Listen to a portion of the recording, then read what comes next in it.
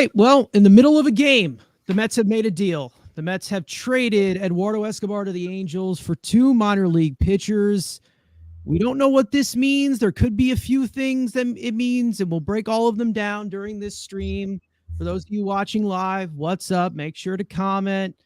We're getting close to trade season, and we just made our first move. So Mets just acquired 2 minor league pitchers for Eduardo Escobar. So let's roll the intro. Let's get going. Let's talk about this one, because this can mean lots of things.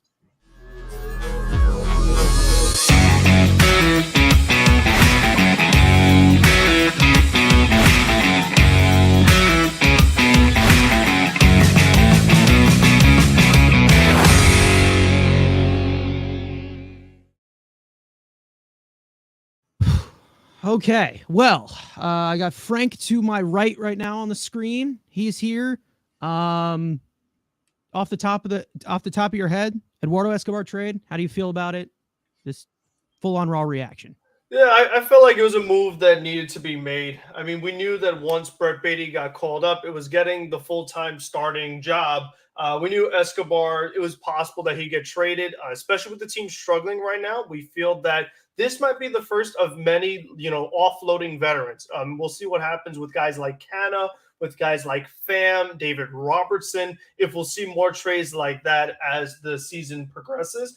But I think that, Escobar having that sparing playing time, obviously the Angels had a need for another infielder with the injuries to Urshela and Neto. So, I mean, Escobar, it made a ton of sense because also the Mets paying so much of the Escobar contract, the Angels basically get an infielder for free. So, as far as what it costs their major league team, they give up some guys, in the 20s as far as their prospects, 19, 20. So it wasn't a massive loss for the Angels where they're able to fill an immediate need. And now Escobar gets full-time playing time. He gets to go back to the American League. Not too much pressure like there is in New York. So you never know. You might see him actually be a little more productive again. So I think that it was a move that with a team that struggles as much as the Mets are right now, continuing to struggle, they're losing right now once again. Eventually you got to figure out what you're going to do with all these old guys, because it doesn't make sense to keep all these veterans on a team that is so far under 500, is behind so many teams in the National League as far as even the wild card race. That, I mean, these are moves that they're going to have to make. I mean, they're going to have to face the harsh reality of they need to build up the farm system. They need more young arms. I mean, that has been completely evident. We've said that numerous times, and hopefully this is step one into doing this more frequently as the year goes along. Yeah, I mean, we all knew that there is a lot of contracts that are expiring, that we knew that the Mets would have a possibility of moving at the deadline, and there was a possibility of them doing that in the offseason when we thought that we had Carlos Correa. It made a lot of these pieces a lot more expendable, and they didn't end up doing that. And now they're kind of here where, Brett Beatty looks like he's going to be the future third baseman, even though he has dropped off recently and he has not looked fantastic. You can say that pretty much for the entire team right now.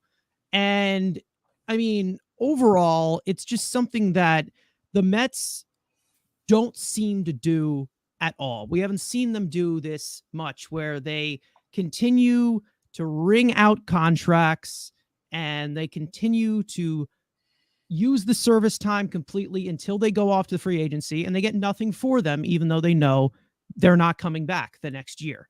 And that's something that we have not seen them do that much. It sucks that it took being 7-8 games under 500 to realize that you have to get something back for some of these guys who are not going to return. And, that's a dose of reality. And they're still in that middle point of, do we buy? Do we sell? Do we do both? Do we retool? No one knows, because they tied themselves into quite a few contracts that doesn't look like they're movable. So, I mean, this one, they had to pay it off to move it. So, I mean, is that something they're going to have to do as well, of just flat out paying off the contract just to get some sort of assets from other organizations, young pieces? Because like you said, it beats playing the guy all year. You're a bad team, and then they just leave in free agency. You decline the club option in this case with Escobar. At least you're getting something while still paying the contract. Yeah, I mean, I feel like they've definitely they've not done this fairly well. I would have, and this was obviously because they were in contention and didn't want to sell off anything. But Taiwan Walker, Carlos Carrasco last year, they should have moved them.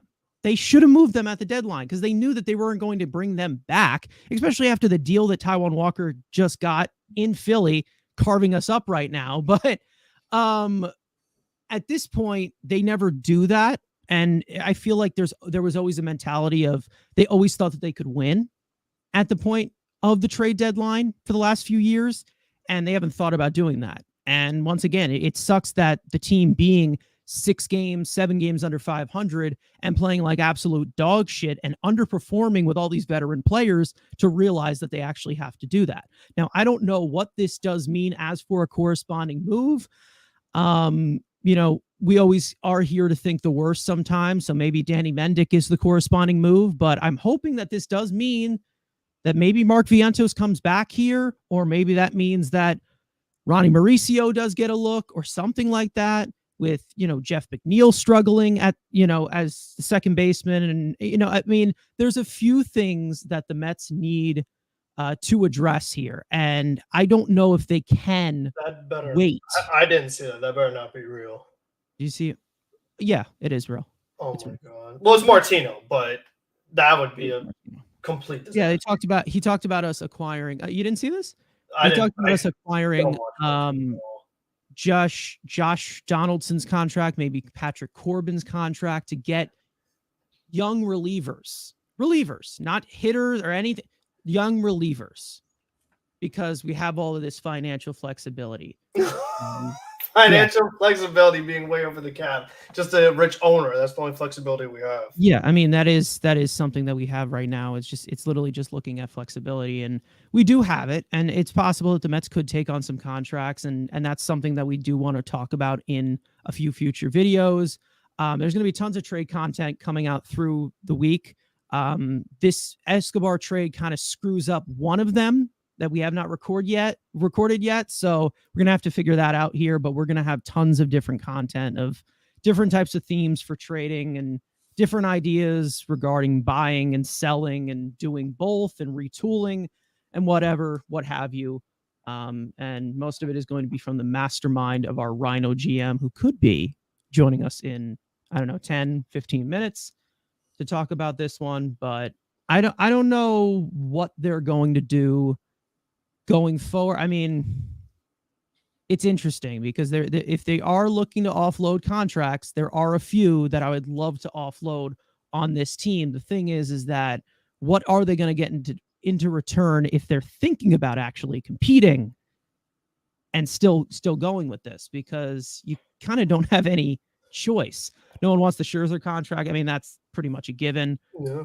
Scherzer and Verlander, it doesn't look like they would be moved, even though there has been talks about it. I don't think that the Mets have to pay off a good chunk of it. Or I would love to move Marte, but that's you have to pay a lot of that contract to do that. You're gonna especially have to having a down year. I don't know who.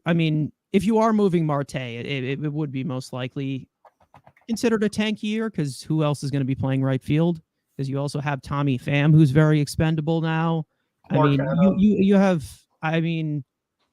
Lorenzo Cedrola about to be our starting right fielder if you move starting Marte. So Marte makes 20 million. Is it 20 million, 18 million, something like that? It's around there, but the bigger issue is that he still has a couple more years left on the deal. I think it's much more of a year. 4 years too. It's much more of a year's concern than it is the actual AAV. Because you can pay off some of the AAV, but you can't pay off those years. That's Escobar was a lot more appealing yes. because of the team option he had. Exactly. So that's definitely something to consider here. But Matt Chapman was right there, man. But we had to get this guy. Again, the whole plan was to be the placeholder for Beatty. Beatty's here now. He's been struggling lately, but this was basically the plan all along. I never thought that they were going to pick up that club option. You knew that this was going to be his last year regardless. I mean, whether he was traded before the season, during the season, walked the free agency, there's going to be his last year. And like you said earlier, there were those talks of, maybe we could package him in a deal with the White Sox. There was that report, maybe they were going to trade him to the Marlins if they had signed Correa and things like that. So there was always that possibility that Escobar was not going to be a full-time player on this team.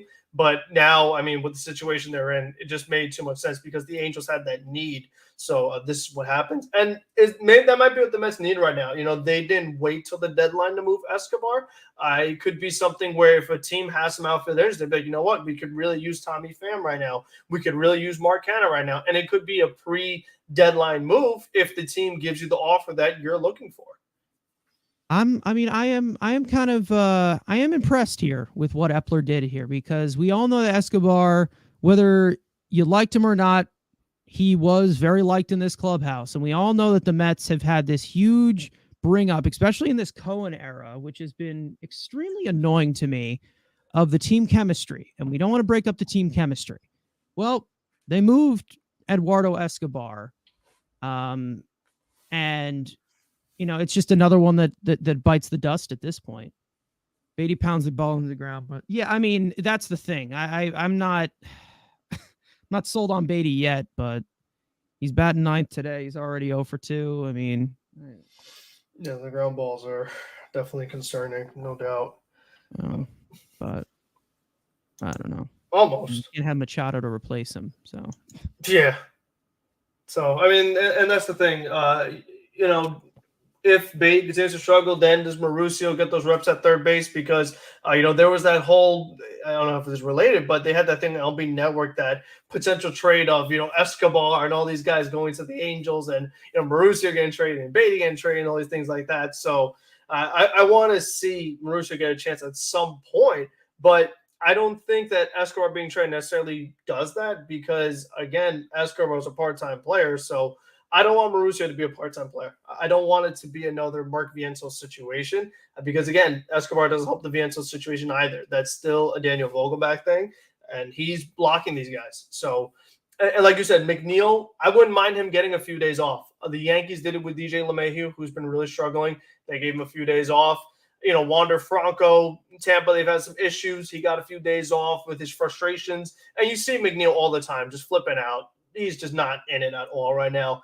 He could definitely use a mental break. And, that'd be our opportunity of, okay, maybe we could give a guy like Marceaux a couple days, or we could give a guy like Vientos a couple days and move some pieces around. But right now, this is where they're at. So like you said, most likely it is a Danny Mendick that takes the roster spot. Since both these guys are minor league players, they freed up a roster spot. So, I mean, other than that, we know the Mets don't have too much going on. Is Andrew's boy Luke Ritter going to get a shot? Like, there's still a lot of questions that need to be answered right now as far as what they're going to do with that open roster spot. Yeah, I'm hoping that it's either are they allowed to bring in an extra pitcher, or because they probably could, because it looks like Josh Walker might be going to the IL, and it doesn't look like that was the corresponding move for this Vitili guy or whatever. I think McGill was it was McGill. Yeah. So I mean, I don't know. We'll see, because it's kind of weird, because I mean, we've already talked about this a lot. I mean, there's just a lot of third basemen here. There were a lot of third basemen with Escobar, with Beatty. Vientos could play third base. You had Guillorme, who's still here, and I mean, we'll see what they do. And Rupert's not going to be shortstop, yeah. So the next most likely position is third base. That's another third baseman in the equation. Lindor's going to be. I mean, maybe there is a certain second baseman we have to move to bring Marceaux up here, but we'll see. Again, I mean, they've tried Ronnie at second; it hasn't gone well there either. So they got to figure out what they're going to do. I just need the guys batting here. And I agree with that. And it's like, you can't let Vogelback not only block Vientos, but then also block Marceaux. I don't care how good he played against Houston. You got to be thinking long term here. Daniel Vogelback cannot be a guy who's in your future expiring free plan. agent, another guy you can move. Yeah, so I mean, I just think that they really have to reconsider if they're going to go sell mode right now. I mean, we'll see. This so far just one move. If we see more like this, that'll be an indicator that yes, the Mets are selling. We'll see. But if they are, that is when you play the young guys. You know what I mean? So, I mean, Robbie thinks the Mets are officially sellers. So if they are, you got to let the young guys play. It can't be. Yeah. I don't care how well fans playing, or if a veteran gets on a hot streak, the young guys need to play every single day. You need to figure it out, evaluate them, and assemble. You just got to assess what their stock is. Like we said, we don't know what Vientos is yet in the major leagues. We have no idea Marceaux is on the major leagues because they haven't gotten that consistent playing time due to how veteran heavy this team is. We'll see what happens. I mean, you gotta have, these next few weeks are going to determine what they're actually going to do at the deadline. I think that at right now, you're only 6 games under 500. I know that probably seems like a lot, which like the least amount of games that they're winning the bare minimum right now. But you're 6 games under 500. I think at the current point, they're at retool mode and they're thinking about retools. But if we continue to fall down this hole, which on the pace they're probably going to, that's when you get to the sell mode. And that's where you get, I mean, right now, again, we don't know because it's just one move, but it could open up a lot of different possibilities, what they can do, because they have they have so many infield options on this team. And a lot of them that just don't work if they don't get consistent playing time. They'll probably trade other veterans like Vogelbach, Carrasco, Pham, and that's something that we're hoping to see them do. And I want to see them move David Robertson as well. Yep. But if they are going to move him, they have to bring in somebody a little bit more cost controllable, because I don't know, because I'm thinking of as it in retool mode right now. But if they continue to fall, that's when I'm like, okay, just sell these pieces, bring in the young guys, and see what they got for the rest of the season. Don't worry about the playoffs, whatever. They still have right time now, before the deadline. They still have time for it. Yeah. Exactly. I mean, they gotta eventually. They just gotta catch a hot streak if they're gonna have any chance, because they have yet to really build any consistent momentum. They may win a game or two at most in a row, but then they'll just lose 2 or 3 in a row. It's been that constant 1 step up, 2 steps back this month. So again, like you said, at the rate they're on, with other teams playing really well all around the league, look at what the Cincinnati Reds have been doing, and these other teams competing. The Arizona Diamondbacks, I know where the Giants had their big winning streak not too long ago this week. So, maybe the Padres starting to figure it out. When you have so many teams that you have to get in front of while you're playing bad, any kind of playoff possibility becomes very unrealistic. So you have to be thinking more long-term. You can't be thinking short-term right now, even though the off-season mentality was short-term. Right now, this year, it's just not their year. Yeah, they've definitely put themselves into a big hole right now, and we all know what the problem is. We exactly know what the problem is. I mean, the pitching has been just so abysmal this year, and I'm not going to full on go off on the hitting. I don't think the offense has been much of a problem recently. I still don't think it works in the playoffs whatsoever. I mean, it's just not. But overall, the offense has not been a problem. It's a long-term behind the window problem right now, but the pitching has just been so goddamn awful, just historically terrible. I made a post on Twitter of comparing their statistics as a pitching staff compared to the worst statistical Mets pitching staff of all time in 1966. They blow them out of the water. That's how bad they have been. They have been so far the worst pitching staff in all of Mets history this year. And that is coming from a rotation that has 2 future Hall of Famers in it, in Justin Verlander and Max Scherzer. I mean, not in their prime. It's not in their prime, making a huge majority of a $400 million payroll. I mean, I don't know. Yeah, Senga over 100 pitches, only 5.1. To be honest, that's kind of like the distance I expect from him with the walks. But yeah, I mean, they got to hit in this game. They're not hitting in this game because apparently Taijuan Walker is the best to ever know now. I mean, they have a lot of guys in the lineup that have been struggling. Like we said, the guys that had good seasons last year, not been able to replicate it. Guys like Marte, guys like McNeil. Lindor's had that weird year. RBIs, yes. Other than that, not too much else going on. P. Alonso, it's been mostly a struggle since returning from the injured list. I mean, you have Brett Beatty struggling right now. Looks like Francisco Alvarez is starting to struggle a little bit too now. So just it's a bad combination. So when you have that kind of lineup, just so many inconsistencies, it's going to happen. And anytime you face a former Met, not going to be an easy game. That's just the way it's been. We've seen that far too many times. We saw it's hard to. This one's hard. This one's hard to tell because I think they're going to. I mean, it should be a hot take. I think he's gone. going. I mean, he should be gone, but they're not going to. Very Callaway-esque with his post-game, reactions. The "we battled," the "I'm proud." Again, I don't know how he's proud, and I'm disgusted.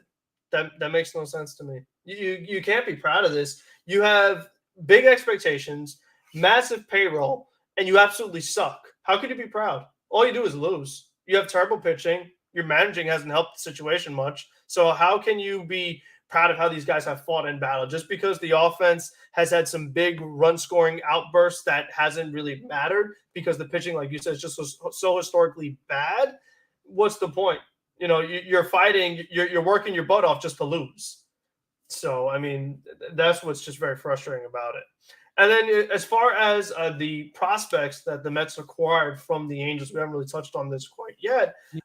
Landon, there hasn't been too much going on. Coleman Crow got to a really nice start. I mean, he had a really good April, but then he's had the elbow inflammation ever since, and he hasn't been on the mound. So, and now, can the Mets actually develop a young arm? I mean, that's what it comes down to, because we could say, the Mets got some young arms from Escobar, and maybe they'll get some more young arms from some of these other veterans, whether it is David Robertson or Tommy Pham or whoever you want to list.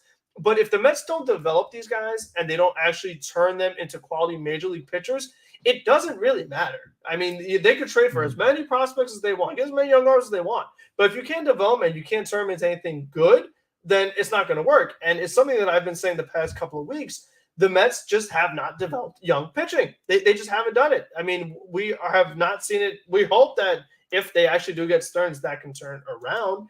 But until then, I mean, I would rather see them, if they have this big money and things like that, they have to go for the established players because they haven't shown that they could develop. They can't get the no names and turn them into a household name. That just hasn't been their track record in the Cohen regime. It hasn't been their track record in over a decade. It just hasn't ever been their track record. So it's just been very frustrating when things like that keep happening. Yeah, we'll see what happens. I mean, Stearns is obviously a big factor into what the pitching is going to look like going forward. But that's obviously something a little bit long days. Josh Walker in the game, so I guess he isn't injured, but I guess he's not injured then. All right, we'll see what happens. Or maybe he is injured and they're just letting him play through it. I don't know. Wouldn't be the first time they did that. Not with Walker, but just in general. Yeah, I mean, it's not always as simple as that. I mean, listen, I've always said just get anybody from Tampa Bay, but it's more than just coaches. I think, it starts from the front office. I mean, there's just a lot of people that are involved that they just don't do a good job. And we've just seen it with how poorly this team plays it really in every aspect of the game. It's going to take more than some Tampa coaches. They're just outdated. I mean, they're just an outdated team. They're outdated. I mean, from every single aspect. I mean, the outdated mentality that Buck Showalter has, the outdated mentality that Billy Epler has, just guys who just can't really, especially pitchers, that it's possible that they can't adjust to these new rules with the pitch clock. It's possible that they are just getting older. It's not a good mix. It just isn't a good mix. And we'll see what happens. I don't know why Josh Walker's in with runners on and high leverage situation, but you know what? Manager of the year, I won't matchup against Marsh. That's probably it. Got it. Wants a double play against. Yeah, and again, like even Alexis Diaz can't fix this team. I mean, because if the starters are giving up, 5-6 runs, and Alexis Diaz has no lead to save. Even if Edwin Diaz was healthy right now, if the starters pitch this bad, wouldn't matter. I mean, he'd help with some of the other stuff where, you can pitch Robertson earlier in the game. You don't have to go to all these other guys as much. But still, if there's no lead to save, the bullpen. That's what I mean. That's what I mean. That's how we played September baseball. I mean, we barely saw Edwin Diaz in September last year, and I mean, we're barely seeing David Robertson. Like we're barely seeing him anyway. So I mean, there's no point. I mean, that's another reason to trade David Robertson at this point because he's not even going to be able to pitch. Exactly. There's an injury delay. What's going on? Oh boy. I don't know. I'm not even watching. I'm just having it on the game day right now because I don't want to listen to Apple TV. But yeah, I don't know. I really hope that they just use these next few weeks to see how drastic that they want to take, how they approach the deadline. And, so far it looks like retool mode. And it looks like this looked like a move to get a young player in here, but then I'm sure they'll completely flip it around again. Like I said, bringing Danny Mendick up here as the corresponding move, but I'm interested. I am interested to see what they do. I'm interested to see what the market looks like right now. And we'll see what happens. The fact that we had to take on all of Escobar's contract to get a 19 and a 20, whatever. And this is an Angels farm system that's not ranked very high. So, I don't know, but one of the big parts, I'd say that had a lot of trade value would be, the team option that Eduardo Escobar had, and I wonder what our scenario is with that if the Angels were to pick up that option, or is there some kind of stipulation if he is traded? Would we have to cover that team option too? I'm thinking they wouldn't have to. But again, I think unless Escobar has like the September Escobar again, I don't think the Angels are picking that up either. They've got plenty of other things to handle. I don't know. I just don't see it. And if Escobar leads them to the World Series, maybe, they'll put in a good word for us for Ohtani. All right. So I don't know. Next trade's Marte, Vogelbach. I think Marte gets moved. I think Marte gets moved if they fall deeper and deeper into the hole. If they fall into the bottom 5, if they fall into bottom 3, like completely far down, like second to last or last in the National League. If they fall that far down, which they're getting close, they're close to it. They're not far off. I think that's when Marte starts to get that. Right now, I feel like they're in retool mode. Like that's what their thought is right now. Like they still have I don't see somewhat faith of getting a wild card. Nationals or Rockies, but the only team that they're ahead of is the Cardinals, and that they're tied with the Pirates. So they're right there as far as bottom 3 in the whole National League. And then the Cardinals are the other team I'm watching too. I mean, because they're another team that they've got the 2 big guys, Nolan and Paul. If they continue to struggle as well, how do they handle their situation too? Because then are the Mets and Cardinals 2 teams that had these playoff expectations all of a sudden battling out the bottom of the league with the Nationals and Rockies? I mean, come on. Yeah. So we'll see if teams like that also take a similar approach. I mean, the Cardinals don't have as many old guys like the Mets do, where they can just all these expiring deals they can just trade off. But I'm just very interested to see that. But I think Marte, if the way he's playing right now, I don't see that being a really appealing contract to take on at all. Yeah, I feel like you're not going to get much back for him, and you're probably going to have to take a huge chunk of that too. I mean, it's just, yeah. I think Epler will try. I definitely think it's something that is high on the Mets priority list, but I mean, ideally, they could hopefully get him in free agency. I mean, you would hate because the asking price. Yeah, I would. This team just has so many old players, as we've said, very few young guys. You would pretty much give up all of your young guys in order to get him.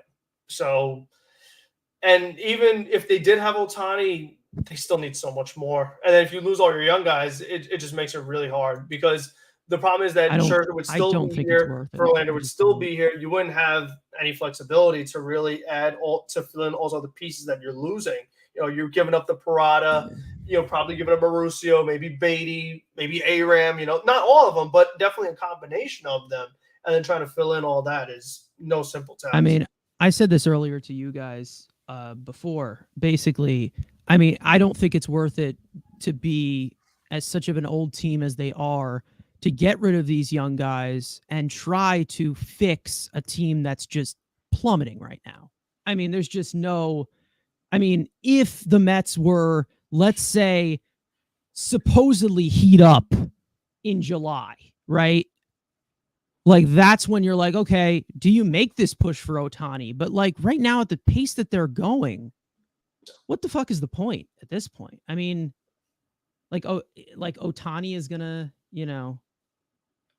I mean, I feel like that's where you're just like, yeah, let's just go for this in free agency because it's whatever. He's going to go to free agency. He's going to be an incredible free agency attraction. Infield puddling. All right, so this is going to be an official game, right? So we lost. Basically. Great. Awesome.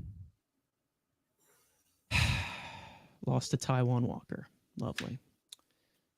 None of the former Met wins. Awful.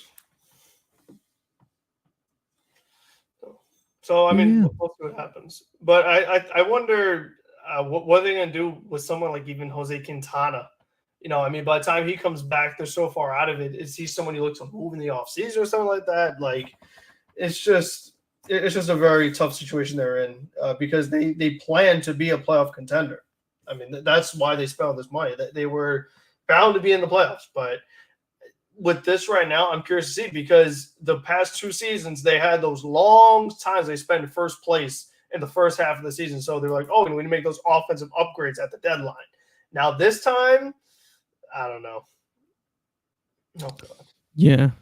I mean, Elite De La Cruz hits for the cycle. Young players, they help you win. That's crazy. Young players that can definitely adapt to these new roles are a better recipe. That's crazy. A tall switch hitter and plays middle infield that hits the ball really hard. If only the Mets had someone like that.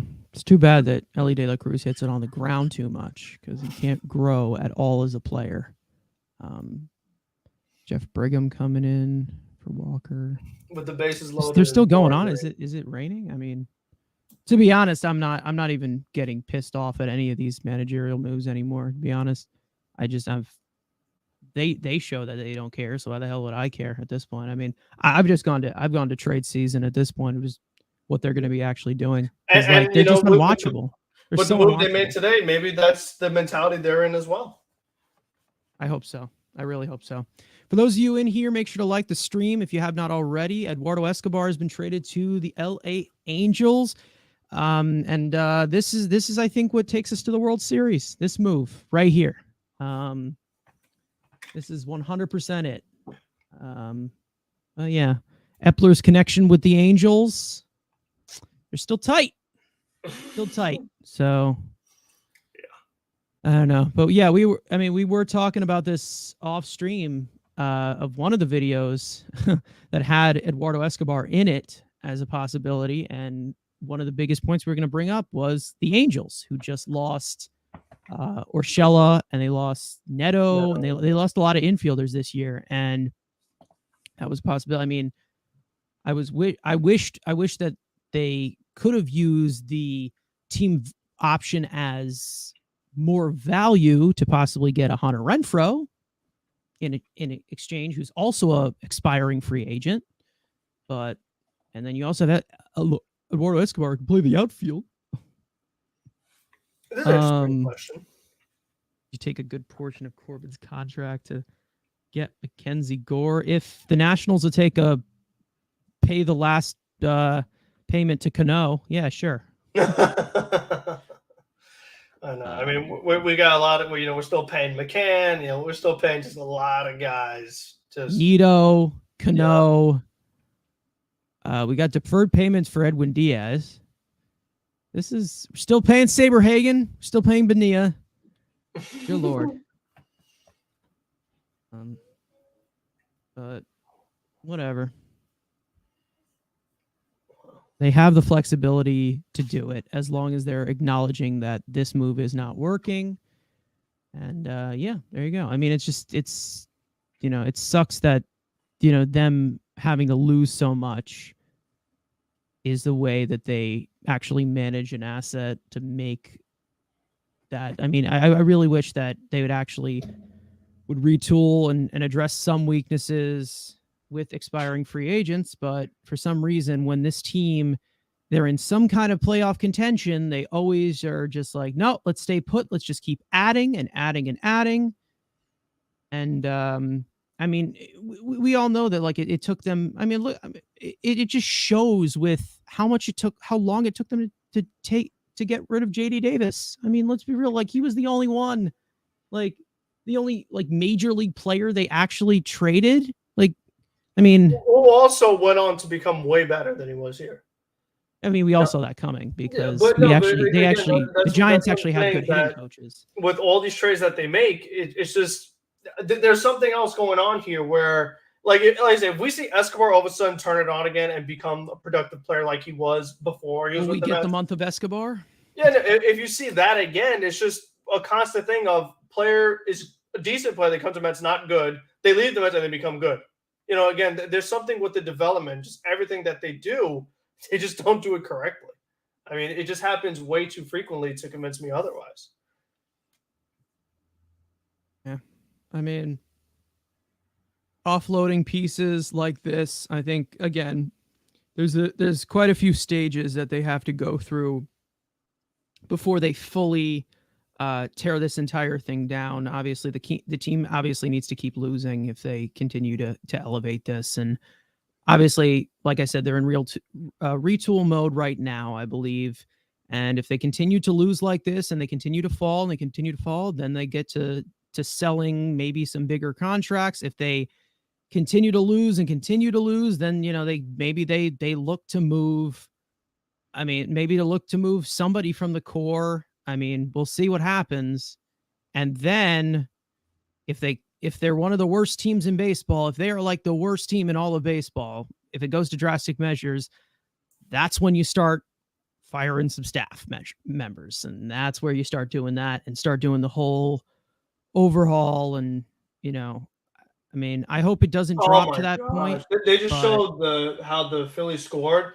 Lindor dropped a pop-up. It was in between Lindor and Pham, and Lindor lost the ball. Oh, my God. Yeah. And it's just stuff like that. I mean, it's Nimmo dropping the ball. It's Lindor and Pham miscommunication, can't find the ball. Manager of the year. But the team just plays like absolute garbage. They find But he's not the one playing the games. He's not. I know, but you want to talk about putting your guys in the right positions to succeed? I mean, come on now. I mean, this is our guy that's an amazing defender. Can't find a pop-up. It's unreal. It's unreal.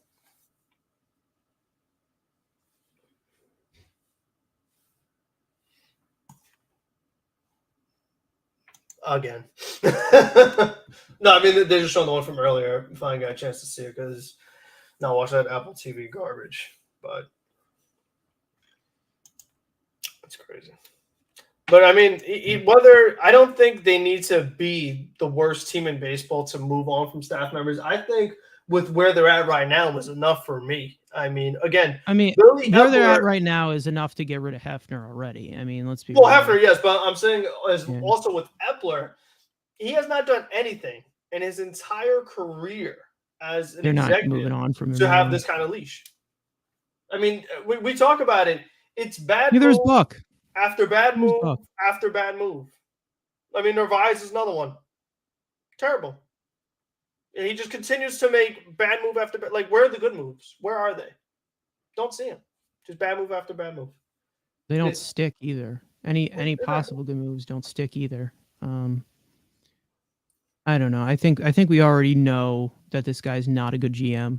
I mean, I think we have enough clues to see that there's a reason why he was let go in Anaheim, and it's not just Artie Moreno. And I mean, this is the worst that we have expected. And I mean, I'm not surprised that they're this bad, because the worst of them is this. This is the worst. This is the worst of them right now. It was possible that that was going to happen, but they're just oblivious. They're oblivious, and it's all because of that stupid excuse about winning 101 games last year. So it's not like that matters. I mean, can't believe I bought Apple TV to watch the Mets lose. That's tough. I thought these games were free still on Apple TV. I thought like there's some free stuff on there, but I don't know. I think it's probably like some free trial you got to get or something. Maybe, I don't know. But yeah, bro. Gregory Soto is in. Former All-Star. Who stinks? Anyone else have any other questions? What else do we got? I don't know where our third co-host is. Eating.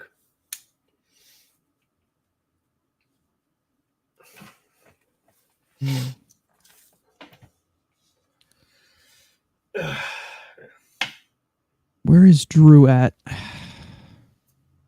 Andrew Smith. Fucking okay. How many more games is on Drew Smith's suspension? I don't know. Not long enough. Well,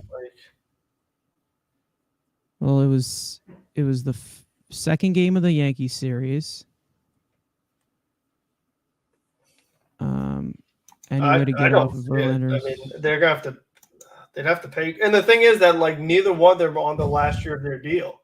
So they're literally gonna be paying like 30% of this roster to not be here at this rate. Yeah. This is nuts. This is crazy. Don't sign washed up veterans. That's how you know. Just in general, you should try to avoid 40-year-old players. I mean, that should just be a general rule of thumb. You shouldn't be signing 40-year-old players. Are they bringing Vientos back up? I don't think so. I don't think they will, because they literally just sent him down. What's the point of just having? What's the point of having? I mean, Beatty, Vientos, and Guillorme still all here. Like what? Like, why do you have 3 third base at this point? Like, why? Yeah. This is exactly why in the offseason I was like, bring in 2 bench guys who can play the infield and the outfield, and they had no flexibility. Instead, they just wanted to go with a bunch of DHs and fat people, add another catcher. You know, I mean, why? Like, what was the point of that? Roster construction, top heavy, going after veterans. I mean, they just did it all wrong. They just screwed up so much, and it's showing it up on the field. We're disinterested already. It's late June. They're not interested in winning whatsoever. The manager, I mean, every single time they lose, the answers just get stupider and stupider and stupider. I mean, what's good? I mean, what's the point right now? I mean, yeah, single digits under 500, but like, there's no end in sight right now. They're just playing like absolute shit. Agreed.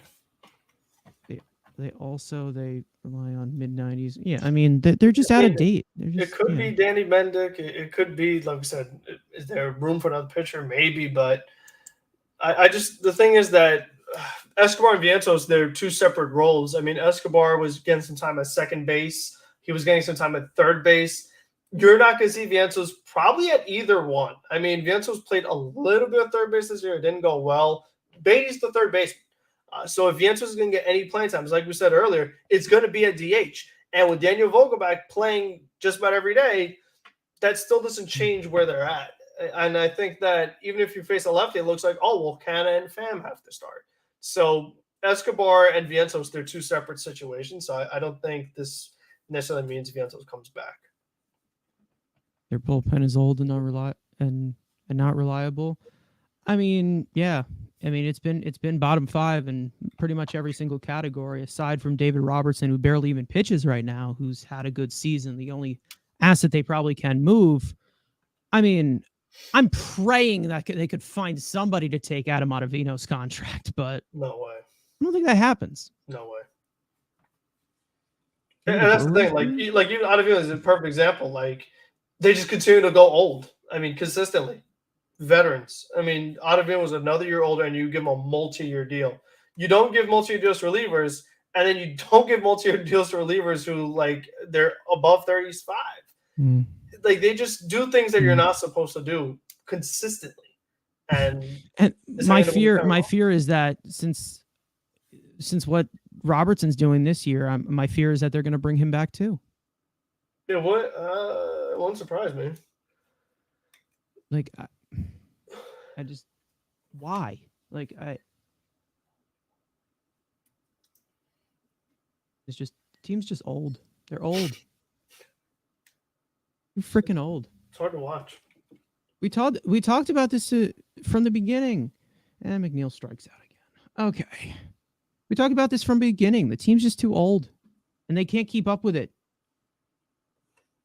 It's just everything is outdated. They're outdated completely.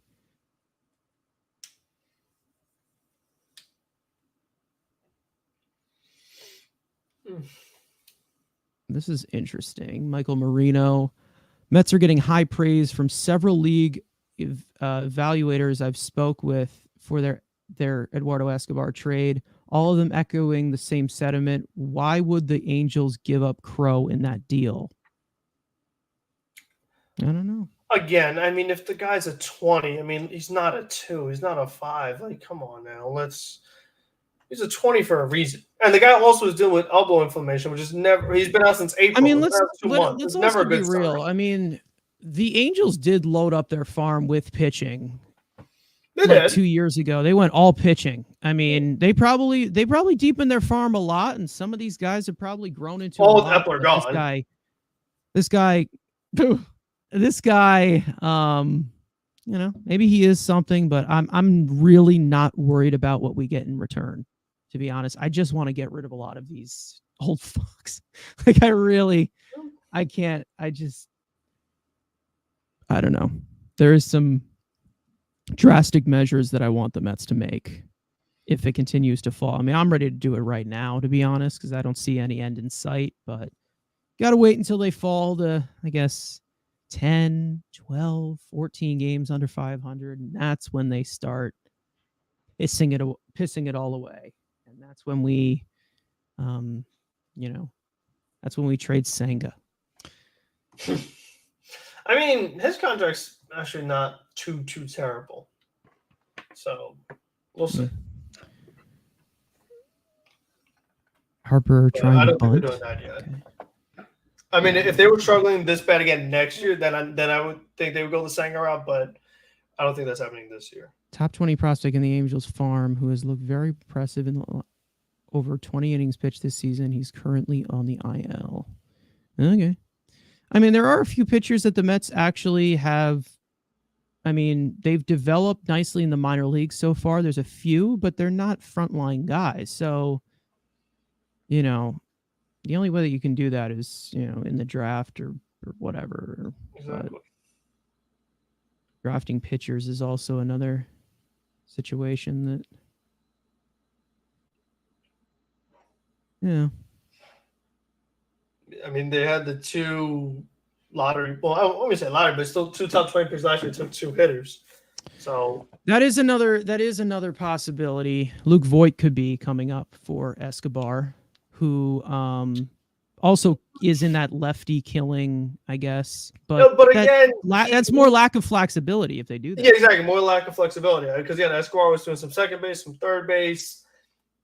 Voigt isn't doing either. So I hope that they, to be honest, I hope they do bring up Voigt. He plays well and they can get something for him. Why not? Yeah. I mean, might as well. Why not? Well, but again, where's he going to play? You can't have Vogelback play to get him. Maybe put Alonso back on the IL. Just let him rest up while you're just tanking this shit away. I mean, I have never seen. And this is crazy to think about. I have never seen a team a Mets team dead in the water in late June like this. Like I've never seen it like this early. I've never seen them dead in like we've had pivotal points where like, yeah, okay, mid-July, they're done, whatever, move on. But like this, I've just never seen a Mets team this dead. And that's coming from like 2013 bad, like 2014 bad, 2012 teams. Like I didn't even see that from like at least they got to July before they started tail spinning. Like now this is like the earliest I've seen it. And the fact that that's the highest payroll they've ever had. The problem is that those teams had no payroll, and I mean they had some expectations, yeah, but this that's team the thing. That's crazy payroll with expectations and are just absolutely awful. And the fact that you can even compare them to that is it's just embarrassing. It's really near $400 million payroll. I mean, with so many holes on this roster. I mean, we've talked about it already. It's too top heavy. It's just is a too top heavy team. And that top heavy team doesn't have like game changing superstars on it. Like, let's be real, we don't have a Trout or an Ohtani or a Soto or a Tatis or a this or that. I mean, we have Pete Alonso, we have Francisco Lindor, but they're not of that caliber to, you know, carry a team to a World Series title or like a full on, you know, top 5, top 10 type of player. I mean, Alonso and Lindor, I mean, don't get me wrong, they're great players, but it's like Alonso's going to do so much. They're not high tier superstars. They're some of the best in the game, but they're not, you know, one that's going to just carry you completely, which they did throughout the regular season last year. But when they got to the postseason, it wasn't enough. We already knew that. I mean, they've created so many holes. They really have. This is an interesting question. I mean, Ohtani doesn't guarantee winning. I mean, just ask the Angels. Like, they have him and Trout, and they still don't win. Like, you really need a full team before you really do something drastic like $500 million for a player when Lindor's already making over 300. Like, it's something to consider. I mean, for sure. I really would like to see them get younger, like we've said, more versatile, deeper. You know, there's just a lot. Ohtani automatically makes the rotation younger, though. I mean, that's true, definitely. But you know, and you hope that he could sustain being a pitcher and an elite hitter. You know, that's a risk I am willing to take, but for some reason, I have a strong feeling that that's going to be a concern for the Mets, and they're going to back out of it or something. You know, like they don't want to take a risk with anything. So. Always conservative. But the risks that we do take are just ridiculous. I mean, again, with all these older guys that they brought in, I mean, they voluntarily made this rotation older. And I mean, what was this was their choice. This is what they did. They ignored rotation depth. They ignored bringing in a lot of these pieces for trying to replace a non-replaceable pitcher. So, I mean, even if they did let DeGrom walk, they shouldn't have went to Verlander. And I said that, we said that at the beginning. We don't like replacing Jake with Verlander because 1, he's not replaceable. 2, I mean, it wasn't going to happen. At least they didn't have to deal with an added Correa contract. I don't know. I still, with how bad the veterans have been on this team and how much flexibility he provided, and even the Correa on the trade market, because they were going to offer him, you know, almost $300 million, and then they go from having $300 million signed to let's not spend a dime. Couldn't that $300 million you'd be using other areas? They did shell out $6 million for Tommy Pham, though. Oh yeah, I mean, you know, because you still got your Verlander and things like that, but you still could have also gotten Verlander and Eovaldi. You could have gotten, you know, and someone else. I mean, like you still could have done both. Like, it was one thing you're from, but you still could have got other arms in here as well. You know, just as a backup. There's just so much stuff that I would have done differently that they've just dig such a hole for this team. I still couldn't believe they picked up Carrasco's option. I mean, that's to me, I couldn't believe that. I believed it with the lack of pitching. Well, no, I do, but I never would have. They should have moved him. They just should have moved him. They really should have moved him. And there was talked about him actually getting moved. for good reason. I mean, he made 25 starts last year, 150 innings. It's value on the trade market. It could have got you something, and you refuse to do it because they obviously just see a body as value, and he's doesn't. It's like what the fuck is the point? Imagine the older Max and exactly. That's another thing. Like they needed to make the rotation younger, and they didn't do it. They could have brought in Evaldi and multiple guys who are number 3s or maybe number 2s at their best, and just lined them up with Max Scherzer, because like Scherzer, I'm not as worried about Scherzer than I am at Verlander, because Verlander is like 40, but they could have done that, and they could have made the team a lot deeper. And I mean, they didn't even need to go full on star hunting. They didn't have to do that. They could have just improved the roster, like how we've talked about. Like Hunter Renfroe, he's not a superstar, but he would have helped the power. Jock Peterson, he's not a superstar, but he would have helped the power situation. Like Evaldi is not an ace, but he could have helped your rotation in terms of getting you length, in terms of making it younger. I mean, what did he sign for? 2 years, 17 million. What did he? 2 years, 37 million. I mean, what did Evaldi cost? I mean, it was nothing. It was like the same ballpark as. It was the same ballpark as Jose Quintana. Yeah, definitely.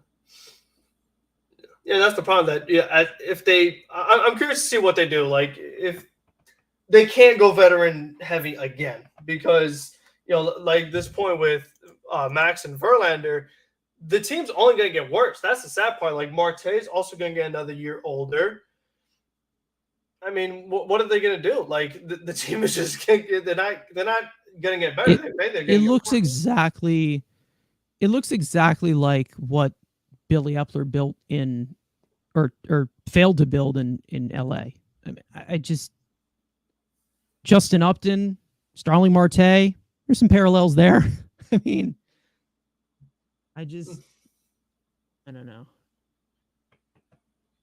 Building a top-heavy roster. That's what the Angels had under him. They still do to this day. Yeah. I mean, Rendon. Yeah. I don't know. Right. We knew what type of hole this could have dug. I mean, let's be real. We all knew this was a possibility. And the worst has come to worst. I mean, the walls have come crashing in on them right now. As they continue to lose and they continue to look bad. I mean, just it's a shit show. It is a shit show now. I mean, what else can you say right now? And now you're stuck. And even though most of them are short-term deals, like, what are you going to do with this 3 to 5 year time frame that you set out? I mean, you're gonna get some outrage here if you don't do something fast and you don't offload some of these deals. We'll see what they do. It'll be interesting. Okay, yeah, I think that covers most of it for now.